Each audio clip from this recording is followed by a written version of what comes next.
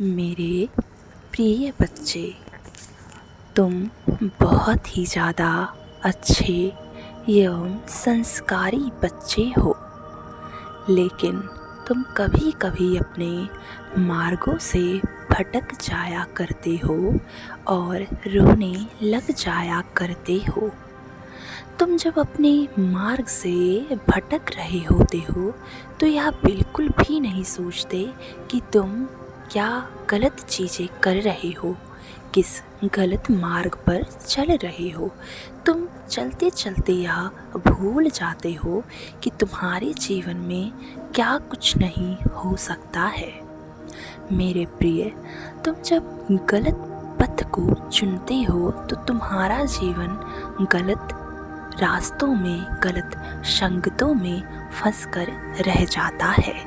लेकिन जब तुम अच्छे संगत को चुनते हो तो तुम्हारा यह जीवन अच्छे संगत में रहता है और तुम अच्छे लोगों को अपने जीवन में आकर्षित करना शुरू कर देते हो।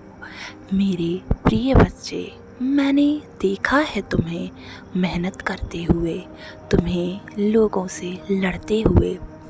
तुम अपने प्रेमी के लिए भी आवाज़ उठाते हो।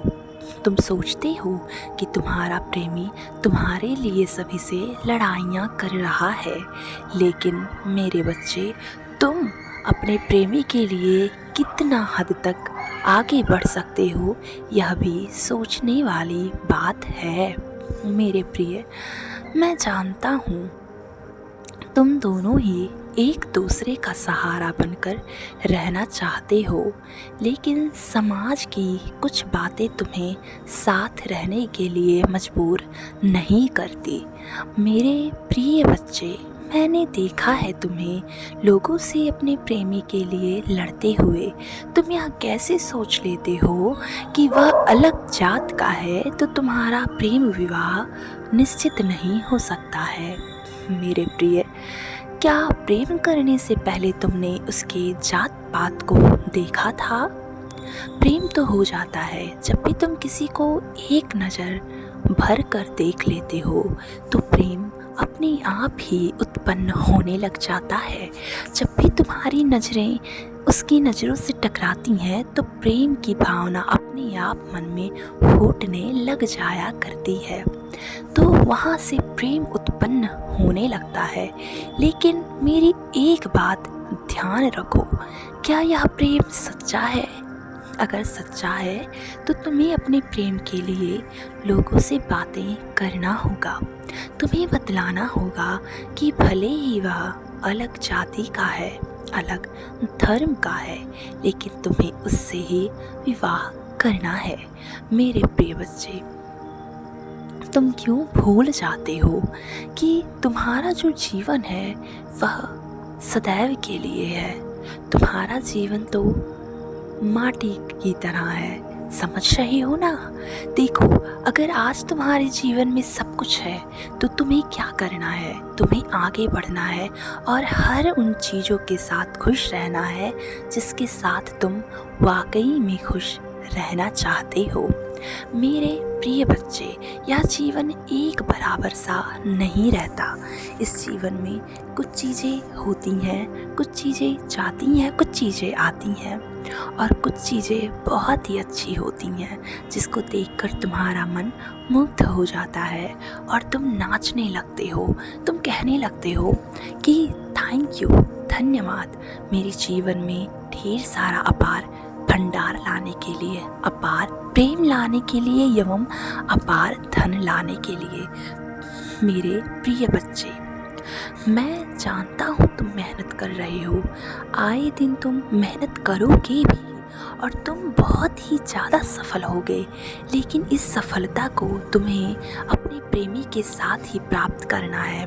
अगर तुम्हारा प्रेमी तुमसे कहता है कि तुम किन्हीं बातों का ध्यान रखो, तो मेरे प्रिय बच्चे, तुम्हें ध्यान रखने की ज़रूरत है। तुम्हें आगे बढ़ना है और उन सारी बातों का ध्यान रखना है जिसको करने से तुम्हारा प्रेमी दुखी होता है। तुम अगर उसके ऊपर तेज आवाज में चिल्लाते हो तो तुम्हारा प्रेमी भयभीत हो जाता है और डर जाता है, सहम जाता है कि वह तुम्हें गुस्सा दिला रहा है और तुम गुस्से में बहुत कुछ अनाप शनाप उसको बोल रहे हो। यह गलत है। अगर वह चुप रहकर तुम्हारी बातें सुन रहा है तो वह देख रहा है कि तुम क्रोधित अवस्था में भी उससे कितना कुछ बोल सकते हो।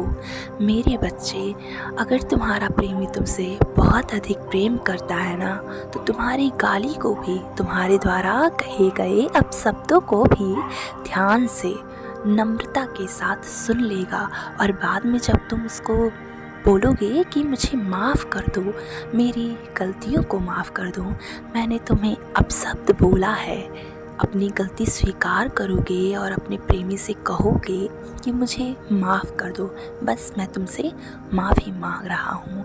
अगर तुम्हारा प्रेमी ये कहता है कि छोड़ो कोई बात नहीं, इतना तो होता जाता रहता है, क्या हुआ, तुमने मुझे ऐसा बोला, तुमने मुझे अपशब्द बोला, ये तो नॉर्मल है, ये तो गुस्से में इंसान बोल जाया करता है। तो मेरे प्रिय बच्चे, अपने प्रेमी का कदर करो, क्योंकि यही वो है जो तुम्हारे गुस्से को भी सह सकता है, जो तुम्हारे अंदर के मन के प्रेम को समझ रहा है और तुम्हारे गुस्से को सुनकर तुम्हारी सारी अपशब्दों वाली बातें सह रहा है। मेरे प्रिय बच्चे, ऐसे प्रेमी का दिल कभी नहीं दुखलाना चाहिए, कभी उसे ऐसा शब्द नहीं बोलना चाहिए कि तुम्हें बाद में चलकर दुख हो या फिर उसे ही दुख हो।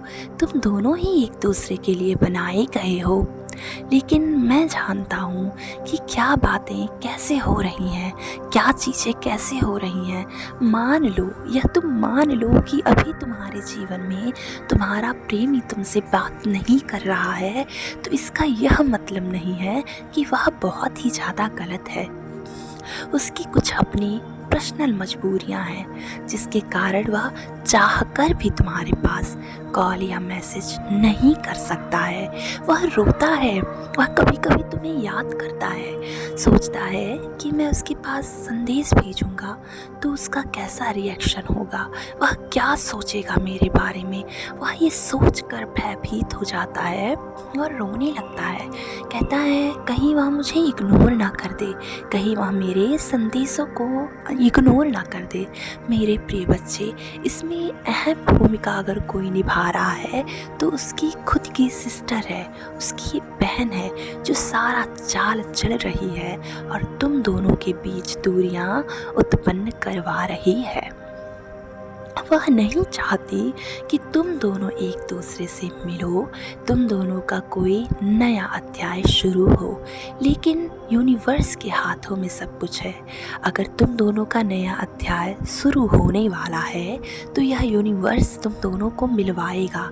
मेरे प्रिय बच्चे, करंट सिचुएशन को देखकर यह मत सोचो कि आगे कुछ नहीं हो सकता, आगे बहुत कुछ हो सकता है। तुम्हारा जो करंट रियलिटी है उसे तुम अपने मन से हटा दो और फिर धन्यवाद बोलो ईश्वर को, क्योंकि तुम्हारे जीवन में नया चैप्टर, नया अध्याय शुरू हो चुका है। तुम्हारा प्रेमी भी अब बहुत ही ज़्यादा खुश रहने लगा है, स्वयं से प्रेम वह करने लगा है, खुद को अच्छी अच्छी बातें बोलने लगा है। वह कहता है कि मैं मेरे प्रेमी को प्राप्त कर लूँगा, मैं मेरे प्रेमी को इतना अधिक प्रेम दूँगा कि वह कभी भी मुझसे रुष्ट होकर दूर नहीं जाएगा। मेरे प्रिय बच्चे, तुम उसे रुष्ट मत होने दो, बस उसको समझो और इसकी द्वारा कहे गए बातों को समझो। अगर मान लो कभी कभी वह गुस्से में तुम्हें अपशब्द कह दे तो तुम उस पर कोई रिएक्ट मत करो, क्रोधित मत हो, बस यह सुनो कि वह किस फॉर्म में, किस लैंग्वेज में तुमसे बात कर रहा है। तुम उसके द्वारा कहे गए शब्दों पर ध्यान मत दो, तुम उसके दिल को टटोलो। उसका दिल बहुत मासूम है, उसका दिल बहुत अच्छा है।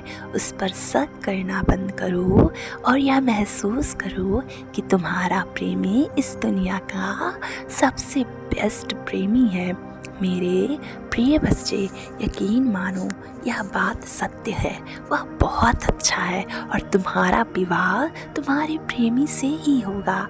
घबराओ नहीं, अभी इस करंट रियलिटी को देखकर मत घबराओ, बस धन्यवाद बोलो और थोड़ी सी प्रतीक्षा करो, धैर्य रखो, क्योंकि धैर्य रखने से जीवन में सारे सुख प्राप्त होते हैं। सदैव खुश रहो, मेरा आशीर्वाद सदैव तुम्हारे साथ है।